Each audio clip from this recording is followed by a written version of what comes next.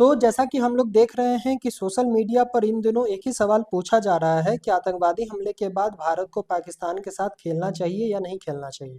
जैसा कि हम लोग जानते हैं कि एशिया कप में आज भारत और पाकिस्तान का मैच है, तो आज हम समझेंगे कि इसकी वजह क्या है जो इंडिया को पाकिस्तान के साथ खेलना पड़ रहा है। सबसे पहले हम लोग समझेंगे कि मल्टीनेशनल और बायलैटरल सीरीज में क्या फर्क होता है। मल्टीनेशनल सीरीज होता है कि जब बहुत सारा देश आकर के आपस में एक टूर्नामेंट ऑर्गेनाइज करते हैं और वो साथ में खेलते हैं, तो उसको हम लोग बोलते हैं मल्टीनेशनल सीरीज। और बायलैटरल सीरीज बोलते हैं जब दो देश आपस में मिल करके जब कोई टूर्नामेंट ऑर्गेनाइज करते हैं, तो उसको हम लोग बायलैटरल सीरीज बोलते हैं। तो सबसे पहले ये समझना जरूरी है कि 2012 और 13 के बाद से इंडिया एक भी बायलैटरल सीरीज पाकिस्तान के साथ नहीं खेला। इंडियन गवर्नमेंट का साफ कहना है कि हम अपने शत्रु देशों के साथ बायलैटरल सीरीज नहीं खेलेंगे।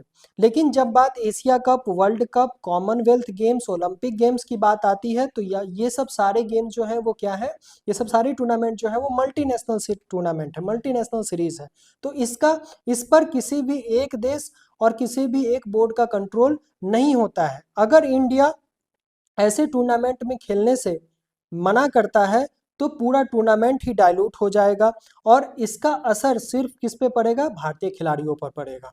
इंटरनेशनल स्पोर्ट्स बॉडीज इस पे एक्शन लेंगी और इंडियन टीम को पर फाइन लगा सकती हैं, बैन कर सकती हैं और जितने भी फ्यूचर होस्टिंग राइट्स हैं सबको वो छीन सकती हैं। सोचिए अगर बाइकॉट इंडिया, बीसीसीआई बाइकॉट करता है और पाकिस्तान के साथ नहीं खेलता है, तो इसका सीधा असर किस पर पड़ेगा, इसका सीधा असर हमारे खिलाड़ियों पर पड़ेगा, खिलाड़ियों के कैरियर पर पड़ेगा। इंडिया फ्यूचर में ओलंपिक, कॉमनवेल्थ गेम और जैसे बड़े बड़े टूर्नामेंट को होस्ट नहीं कर पाएगा। अब सवाल ये उठता है कि आतंकवादी हमले के बाद मैच होना चाहिए या नहीं होना चाहिए। सही है, लोगों का गुस्सा जायज है, दर्द जायज है, लेकिन अगर इंडिया इस मैच को छोड़ देता है तो नुकसान सिर्फ इंडिया का ही है।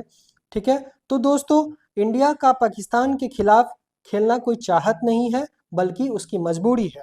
ये फैसला देश की प्रतिष्ठा, खिलाड़ियों के भविष्य और इंटरनेशनल कमिटमेंट को ध्यान में रख करके लिया गया है। अब आपके हिसाब से क्या सही है, क्या गलत है, वो आप कमेंट में बताइए। Thank you.